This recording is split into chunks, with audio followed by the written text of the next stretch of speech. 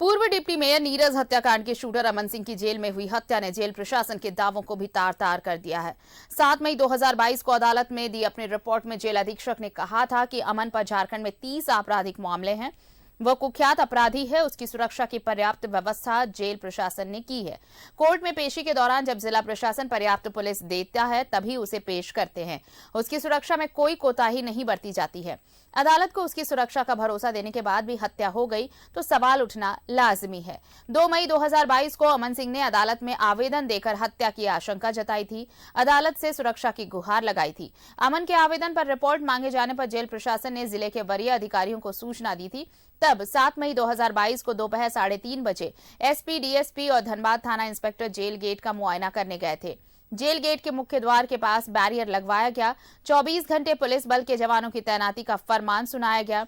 उसी दिन 4 बजे तक पुलिस बल के बैठने के लिए जेल गेट के आगे टेंट निर्माण शुरू कर दिया गया था।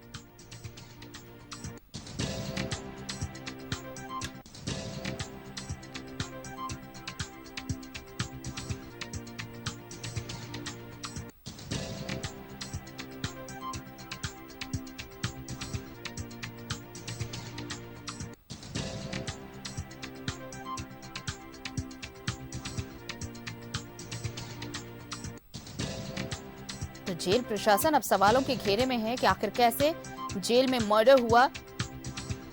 ये पूरी प्लानिंग हुई और इसे एग्जीक्यूट भी कर दिया गया और किसी को पता तक नहीं चला।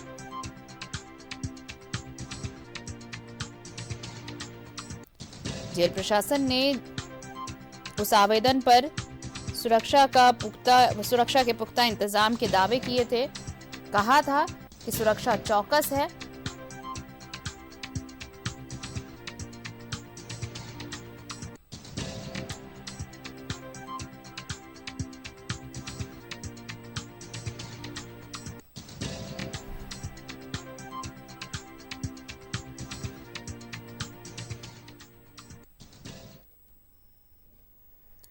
और चलिए हम सीधे धनबाद चलते हैं। सहयोगी अशोक हमारे साथ लगातार जुड़े हुए हैं। अशोक, देखिए, जब जेल में जुर्म हुआ उसके बाद सवाल कई उठ रहे हैं, लेकिन इन सवालों के जवाब बहुत जल्द देने होंगे। सबसे बड़ा सवाल तो यही है कि जब जेल में सुरक्षित नहीं था अमन सिंह, उसने बाकायदा आवेदन दिया था और उस आवेदन पर अधिकारियों को रिपोर्ट देने के बाद कोर्ट को यह बताया गया था जेल प्रशासन की तरफ से कि सुरक्षा की पुख्ता व्यवस्था की गई है, किसी भी तरह की कोई चूक नहीं है। उसके बावजूद कैसे हथियार जेल के अंदर पहुंचा, किसने पहुंचाया ये हथियार और कौन कौन इसमें शामिल था जिसकी मदद से जेल में ही गैंगस्टर अमन सिंह की हत्या की गई? जी देखिए, अभी तो ये जांच का विषय अभी जांच नहीं हो पा रहा है, लेकिन जो हमारी जानकारी मिली है तो यह बताया जाता है कि जो आशीष रंजन उर्फ छोटू है और उसने ही जो ऑडियो जो वायरल किया है, लेकिन जेल में भारत उसको पुष्टि नहीं करता है। उसने ही बताया कि हत्या की जिम्मेदारी मैं लेता हूं, मैंने ही हत्या कराई थी क्योंकि हम लोग पूरी तरह से प्रताड़ित किए जाते थे। उसका इतना साम्राज्य था कि हम लोग कुछ नहीं कर पाते थे क्योंकि कोयले का कारोबार धनबाद में होता है। इसी को लेकर कहीं न कहीं लोग डिस्टर्ब थे और यही कारण है कि जिस तरह मोहरा बनाया गया है सुंदर महतो को, जो बोकारो का रहने वाला है, यह बताया जाता है कि उससे एक बाइक चोरी करवाई गई। बाइक चोरी के मामले में जो है उसे जेल भेजा जाता है और उसी में देखिए जेल भेजा जाता है, लेकिन हथियार कैसे पहुंचता है यह ऑडियो वायरल में नहीं है ना कोई बताने के तैयार है। सवाल यह खड़ा होता है कि इतनी काफी सुरक्षा होने के बावजूद भी जेल के अंदर हथियार कैसे पहुंचता है, जबकि जेल एक होता है, घर होता है। कहा जाता है कि जेल में कोई भी कैदी जाता है, विचाराधीन कैदी हो या सामान्य कैदी हो, तो उसमें जो है एक परिवार होता है, एक फैमिली होता है, तो आखिर उसके अंदर में वो हथियार कैसे पहुंचता है, इसी पहलू पर जो है जांच चल रही है। इसमें कई टीम गठित की गई है। एक तरफ डीसी द्वारा भी टीम गठित की गई है, आईजी द्वारा भी टीम गठित की गई है। खुद आईजी मॉनिटरिंग भी कर रहे हैं और डीसी भी यहाँ मॉनिटरिंग कर रहे हैं। आज खुद आईजी पहुंचने वाले हैं, जेल आईजी यहाँ पे पूछताछ करेंगे कि आखिर जेल के अंदर कौन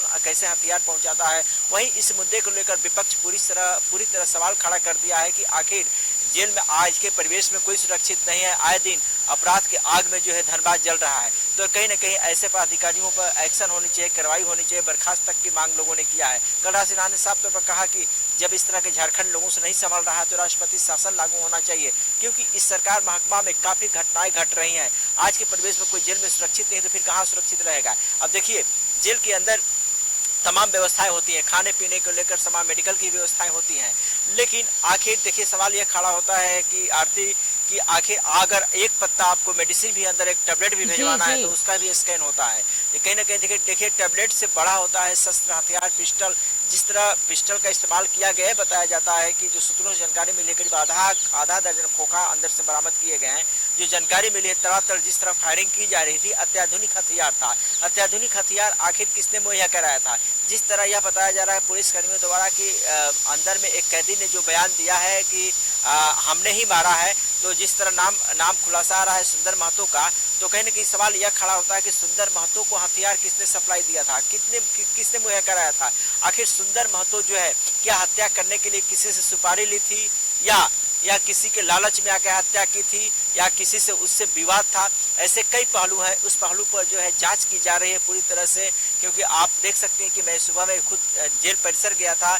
जेल परिसर में परिसर के बाहर में देखा कि कुछ सुरक्षाकर्मी खड़े थे, साफ सफाई की जा रही थी। ऑफ द रिकॉर्ड बताया गया था कि बाहर से अधिकारी आने वाले हैं जेल के अंदर जांच करने के लिए, इसी तरह हम लोग लगे हुए हैं।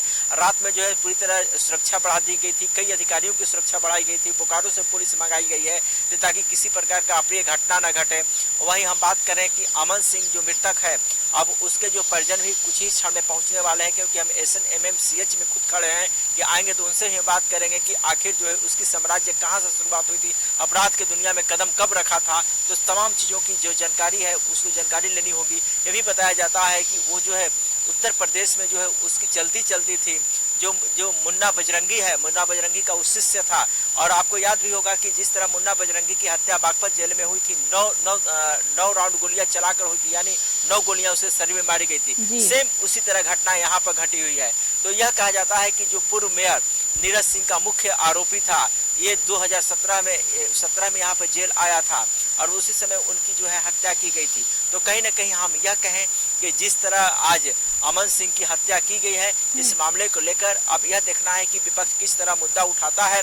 और दूसरा पहलू ये भी है कि जो है आज के परिवेश में तमाम जो है कैदी अंदर में बेचैनी है, बखलाहट मची हुई है पुलिस कर्मियों के बीच और कैदियों के बीच की आखिर जो है अब हम लोग कैसे सुरक्षित रह पाएंगे जब जेल के अंदर हथियार पहुंच जा रहा है, जेल के अंदर हत्याएं हो जा रही है। तो कहीं ना कहीं हम यह कहें कि हम लोग आज के परिवेश में सुरक्षित नहीं है। करीब 1 घंटे तक जेल के अंदर कैदियों ने पूरी तरह से हंगामा किया। जो भी देखिए अंदर में जो भी वार्ड होता है, देखिए अशोक, सबसे बड़ी बात अब ये कि ये जो उच्च स्तरीय जांच होगी अशोक, अब चीजें वहां स्पष्ट हो पाएंगी कि कौन कौन इसमें शामिल था और किसने ये हत्या करवाई। और जब 5 महीने पहले ये आवेदन दिया गया था और खुद अमन सिंह ने कोर्ट जाते वक्त ये कहा था कि उसकी हत्या की साजिश रची जा रही है, तो फिर इस पर संज्ञान क्यों नहीं लिया गया? चूक कहां हुई, लापरवाही कहां हुई? ये तमाम ऐसे सवाल हैं जिनके जवाब तलाशे जाएंगे। अब जांच के बाद स्पष्ट हो पाएगी स्थिति। आप बने रहिए, हम और भी अपडेट्स लेंगे। फिलहाल धन्यवाद आपका तमाम बातचीत के लिए।